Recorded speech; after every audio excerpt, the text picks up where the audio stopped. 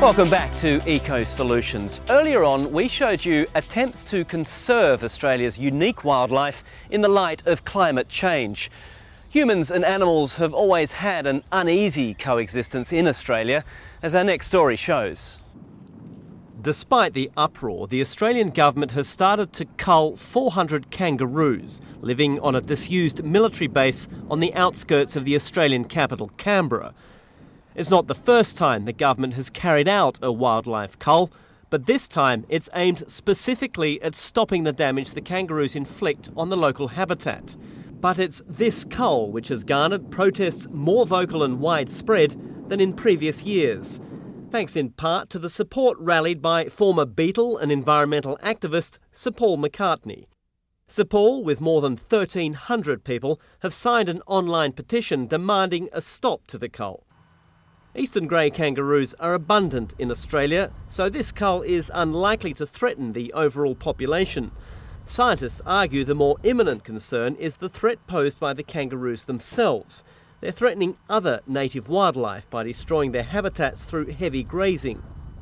There's been firm backing from the government, including Environment Minister and long-time animal activist Peter Garrett. Programs like this, humanely and properly administered, are sometimes necessary. Pleas by environmentalists to relocate the animals were rejected, with officials citing that the move could cost $3.5 million. As the culling begins, activists continue to picket the site. Nothing short of mass murder. I'm more than disappointed, I'm disgusted. Now animal activists are accusing the government of hypocrisy. This cull, they say, comes from the same administration that ardently campaigned against Japanese whaling just months ago. The debate about culling kangaroos remains a hot topic in Australia, but now there's a new twist to the story. Kangaroos as potentially cutting the level of greenhouse gases. 14% of all of Australia's greenhouse gases are produced by cattle and sheep. Kangaroos produce virtually none. Peter Ampt of the University of New South Wales says this could be a key in tackling climate change. So Peter, tell me, how would your plan involving kangaroos and using kangaroos actually help climate change? Well, I guess there's two main ways in which that can happen. The first thing is if we have fewer sheep and cattle in our landscape, and instead farmers are getting some income from kangaroos harvested from their property, then there will be fewer sheep and cattle belching methane, which is a very potent greenhouse gas.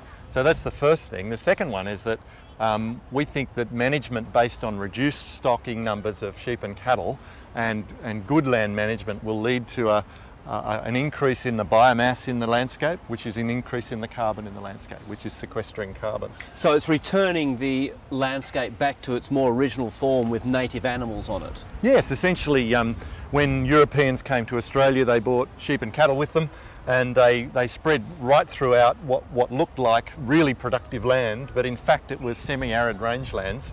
And once the sheep and cattle in huge numbers had eaten a lot of that rangeland, it didn't grow back quickly, and as a result of that, you know, the whole system shifted to a lower level, if you like, a lower carbon level. We would argue that really good land management will regenerate, the native species are still there, will regenerate and will increase the biomass and increase the benefits. So what are we talking about here? What sort of consumption of kangaroo meat are you thinking of? Is it going to replace beef and sheep? I don't realistically think that will ever happen. And I mean, only about, if all of the kangaroos that can be legally harvested went to human consumption, it would still only be 4% of our Australian red meat market. So it's really not completely replacing. It's just saying that if most Australians ate kangaroo reasonably regularly, then that would drive a whole lot of change. How hard a sell, though, is it to ask Australians to eat their national symbol? It's a good question.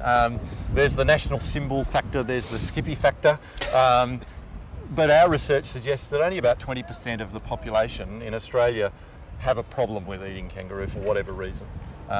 Whereas, you know, the rest of the population, they're either regular eaters of kangaroo, you know, maybe 4 or 5 times a year, or else they've had it once, or even if they haven't eaten it, they're quite open to the idea of eating it. And what does it taste like? Well, it's hard to describe how a different meat tastes, really. It's good for you, though, isn't it? I mean, it's better for you. It's very good for you. It's got a very low level of fat, and the types of fats in it are very good for you. And It's, well, in production of kangaroo, they don't get drenched, they don't get vaccinated, they free range across the landscape. They're the ultimate free range animal, and so they're essentially organic. The only ways in which they're not classified organic is you don't know where they're going to eat. And so they could be on a property where a herbicide has been used, for example, but most of the kangaroos come from way out back in Australia where there's no herbicides used anyway. So, you know, in that sense, they're very healthy. And you eat it? I do, yes. Yes, my whole family eats it. We eat it quite regularly. So you got over the cute furry animal thing? Well, I mean, you know, haven't we got a long way from what survives us and sustains us, you know? Most other cultures are quite happy with the idea that they kill animals for food. We've gotten really squeamish about it, you know, and yet animals are killed on our behalf all the time. And really, what's the big difference between, you know, sheep and cattle that get managed their entire life, herded onto a truck and taken to an abattoir, compared to a kangaroo that lives its entire life essentially a wild animal, and you know, it gets harvested, which means it's shot and dies instantly in the field.